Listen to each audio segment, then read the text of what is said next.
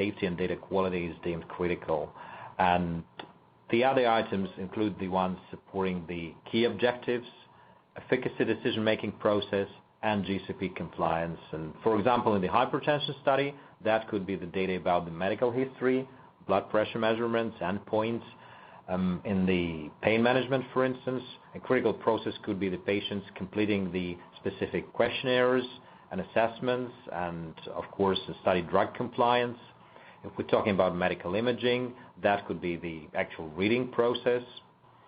Critical processes can include how the exams are conducted, how lab specimens are processed and handled, and if they must be stored at the exact temperature, if the IP must be stored or prepared in a certain way, or injected by the patient themselves. So all these are contributing to the overall risk profile. And of course, the informed consent process and safety are always critical and of paramount importance.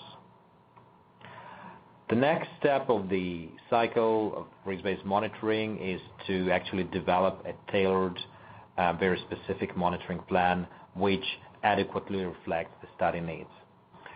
It's important to avoid adapting the monitoring all the time after we created that, but instead initially create an adaptable monitoring strategy.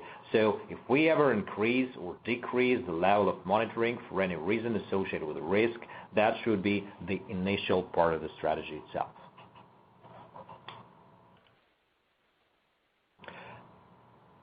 Unlike in the traditional monitoring model, where most time is spent on the on-site monitoring activities and most of the follow-up actions are a result of those activities, with RBM, centralized monitoring is the foundation.